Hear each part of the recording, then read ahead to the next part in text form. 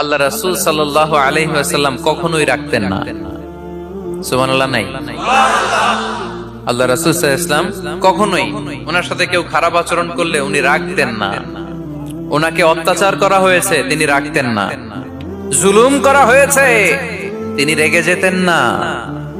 রাসূল সাল্লাল্লাহু আলাইহি ওয়াসাল্লাম মক্কায় যখন নামাজ পড়তেন, উটের পচা নাড়ি ভুঁড়ি আল্লাহ রাসূল সাল্লাল্লাহু আলাইহি ওয়াসাল্লাম ঘাড়ে আর পিঠের উপর চাপিয়ে দেয়া হতো। আমাদের কার কার পিঠের উপর নামাজ অবস্থায় উটের বা গরুর নাড়ি ভুঁড়ি চাপায়া দেয়া হয়েছে এলাকায়? আছে কেউ? নাই। তায়েফের ময়দানে আল্লাহ রাসূল সাল্লাল্লাহু আলাইহি ওয়াসাল্লাম দাওয়াত দিতে গেলেন, নিজের লাভের জন্য না তায়েফবাসীদের লাভের জন্য? খেয়ে না খেয়ে দিন প্রচারের কাজে নিজেকে দিয়েছো বিলিয়ে, তায়েফের কাফিরেরা চিনলো না সে আলো, দুষ্ট ছেলেদের পিছু দিল লেলিয়ে, পাথরের আঘাতে ক্ষত বিক্ষত হয়ে সারা শরীর থেকে রক্ত ঝরে। হে রাসূল তোমাকে ভুলি আমি কেমন করে, হাজার ব্যথা বেদনার পরে। ফিরে আসনি তুমি আপন ঘরে, দিনের আলো তুমি ছড়িয়ে দিতে, চলে গেলে মদিনায় মক্কা ছেড়ে। হে রাসূল তোমাকে ভুলি আমি কেমন করে, হে রাসূল তোমাকে ভুলি আমি কেমন করে। ঠিক কি না? তায়েফের ময়দানে রক্তাক্ত হলেন তিনটা জায়গায়, দেখে এসেছি আমি। এখানে আহত করা হলো, আবার উঠে দাঁড়ালেন, আবার পাথর মারা হলো। কোন গায়ে পাথর মেরেছো তোমরা? এরকম সুন্দর শরীর পৃথিবীর কোন দ্বিতীয় মানুষের ছিল নাকি? এত সুশ্রী মানুষ, শুভ্র মানুষ, পরিচ্ছন্ন মানুষ দুনিয়াতে দ্বিতীয়টা ছিল না। এত নুরানি চেহারার মানুষ পৃথিবীতে দ্বিতীয়টা নাই। এই মহানবীকে ওরা পিটিয়ে রক্তাক্ত করেছে, পাথর মেরে রক্তাক্ত করেছে। 3 বার গেছি ওদের লাভের জন্য, ওরা আমারে মারলো।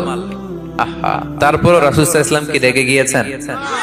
কারণ রেগে গেলেন তো হেরে গেলেন। কোনোভাবে রাসূল সাল্লাল্লাহু আলাইহি ওয়াসাল্লাম রাখতেন না। নিজের উপর অত্যাচার আসলে রাসূল সাল্লাল্লাহু আলাইহি ওয়াসাল্লাম রাগেন নাই। আনাস রাদিয়াল্লাহু তাআলা আনহু আল্লাহ রাসূলের খাদেম ছিল। উনি বললেন, কুনতু আমশি মা রাসূলিল্লাহ, আমি একবার রাসূল সাল্লাল্লাহু আলাইহি ওয়াসাল্লামের সাথে কোথাও যাচ্ছিলাম। ওয়া আলাইহি বুরদুন নাজরানি, তখন রাসূল সাল্লাল্লাহু আলাইহি ওয়াসাল্লামের গায়ে ছিল নাজরান থেকে আনা একটা চাদর। আপনারা চাদর পরেন না শীতকালে? রাসূল সাল্লাল্লাহু আলাইহি ওয়াসাল্লাম চাদর পরতেন। রাসূল সাল্লাল্লাহু আলাইহি ওয়াসাল্লাম নাজরান দেশ থেকে আনা একটা চাদর পরেছেন, গলিজুল হাশিয়া।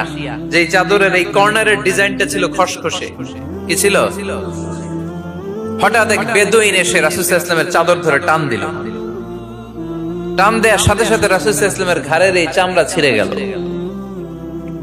এই খসখসে যেহেতু ডিজাইন চাদরের, ওই খসখসে ডিজাইন ঘাড় আর কাঁধের এখানে যখন টান খেলো, ওই খসখসে ডিজাইনের দাগ বসে গেল, রাসূলের চামড়া ছিঁড়ে গেল ঘাড়ে।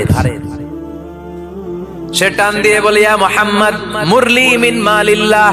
আসছে ভিক্ষা করতে, মূলত ভিক্ষা চাওয়ার ডিজাইন দেখছেন? যার কাছে ভিক্ষা চাবে চাদর ধরে টান টান এসে বলে, বেদুইন তো, এদের মধ্যে সভ্যতা ছিল না।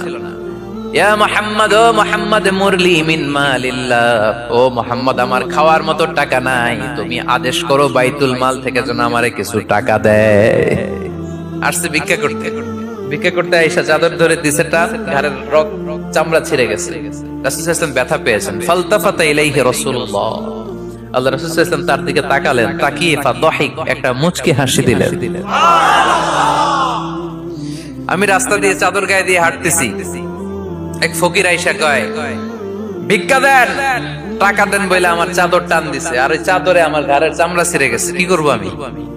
আপনি কি করবেন? হ্যাঁ, কোনি? আচ্ছা, তা আমরা ঠিকই ওরে ধরে মাইর দিতাম, তাই না?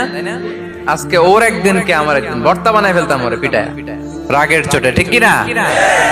আল্লাহ রাসূল সাল্লাল্লাহু আলাইহি ওয়াসাল্লাম try to think about it, try to ponder on the story. এই মোরাল অফ দ্য স্টোরি কি? রাসূল সাল্লাল্লাহু আলাইহি ওয়াসাল্লামের প্রফেটিক স্টোরি থেকে আপনাকে ভাবতে হবে। ভিক্ষা করতে এসে চাদর ধরে টান দিয়ে ঘাড়ের চামড়া ছিঁড়ে ফেলেছে, রাসূল তাকিয়ে মুচকি হাসি দিলেন।